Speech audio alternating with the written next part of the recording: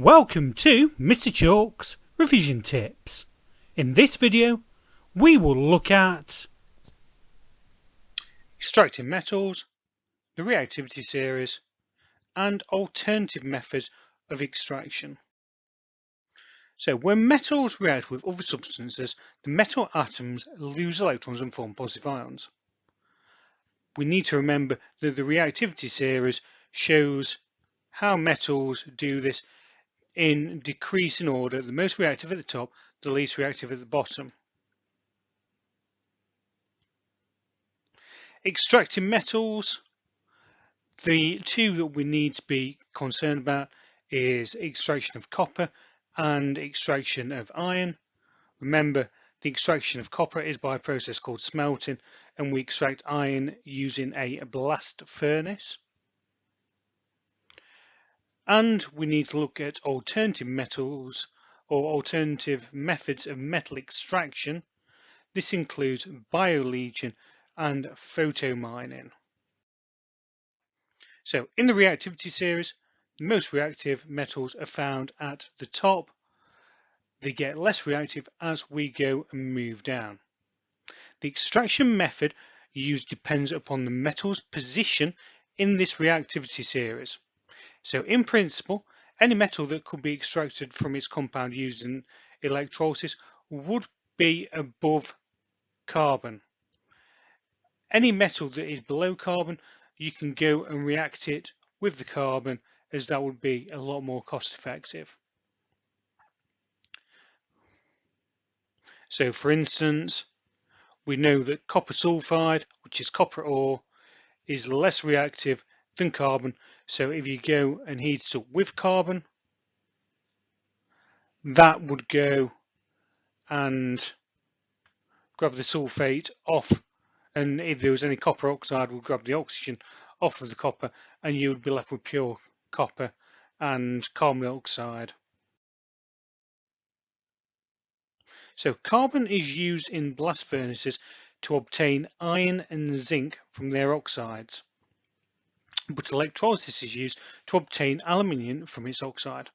Predict the method of extraction used to obtain calcium from its ore and explain why. So have a think about that, then have a look at the answer.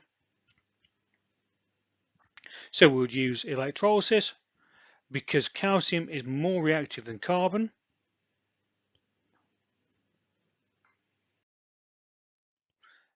Iron is extracted from its ore in a large container called a blast furnace. So iron ore, known as haematite, contains iron oxide. This is added to the blast furnace along with coke, which is a form of carbon, and calcium carbonate in the form of limestone. So hot air is blown into the bottom of the furnace, providing oxygen to burn the carbon in the coke. So the furnace needs to be at a temperature of somewhere between 1200 and 1300 degrees. When the carbon-rich coke is burnt in oxygen, carbon dioxide is formed. The carbon dioxide then reacts with the coke to form carbon monoxide. Iron oxide in the iron ore is actually reduced by the carbon monoxide to form iron. So the molten iron it produces collects at the bottom of the furnace and is about 96% pure. So the limestone reacts with sand and other impurities in the iron ore to form slag.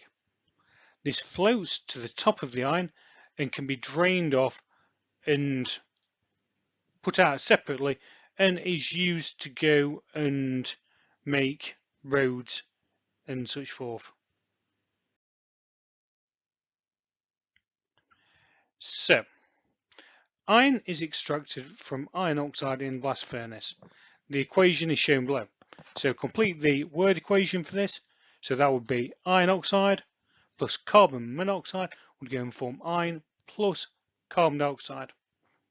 And oxygen is removed from iron oxide in the blast furnace. So the iron is reduced. A blast furnace produces iron mixed with a small amount of carbon. Why is this harder than pure iron? It's because it's making an alloy. So the layers in the iron are slightly distorted so can no longer slide over each other. Some copper ores, or copper-rich ores, have a high concentration of copper and can be extracted by heating them in a furnace in a process called smelting.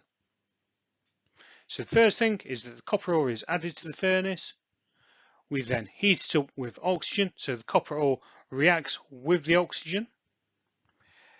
The sulfide part of the copper ore reacts with the oxygen, forming sulfur dioxide. So impure copper is left at the bottom and is tapped off. Impurities float to the top and can also be tapped off. So suggest two reasons why copper should not be disposed of in landfill sites. You could have things like copper ores are limited or running out, copper can be recycled, copper can be reused, copper is very expensive, and landfill sites are filling up. Copper compounds are also toxic.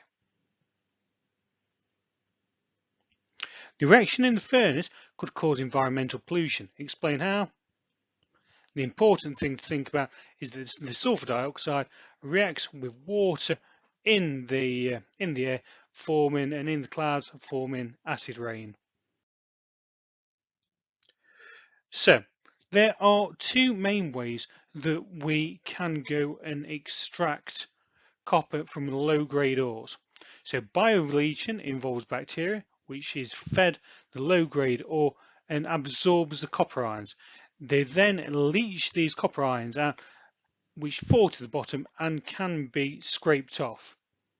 It will then need to go and be filtered and purified. Phytoextraction is the process of growing plants on low-grade copper ore. So plants grown on the ore, the plants absorb the metal ions through their roots, so the concentration of these ions increase in the cells of the plants. The plants can then be harvested and burnt, and the ash left behind contains a higher concentration of metal than the original ore, and it can then be processed to go and extract the metal from the ash. So, metals are extracted from their ores. Many copper ores only contain 2% of copper compounds. Copper is now extracted from ores containing a low percentage of copper compounds. Just two reasons why. You might want to be putting something like rich copper ores are hard to find or are running out. So there are only a very small amount of high-grade copper ores left.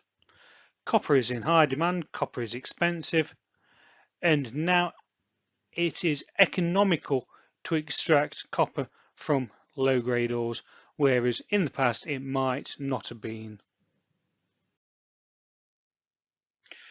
Purifying copper is done by electrolysis. So we start off by having two anodes. The impure copper is placed at the anode, which is the positive electrode. So the copper loses an electron at the anode. So the positive copper ions move towards the negative cathode. The copper ions then gain 2 electrons at the negative electrode. So pure copper builds up at the cathode and the impurities are left behind. So therefore we go and we purify the copper in that way. So what charge do copper ions have? Where do copper ions move? And what is left behind at the positive electrode? Copper ions have positive charge, they move towards the negative electrode, and impurities are left behind at the positive electrode. Thanks for watching.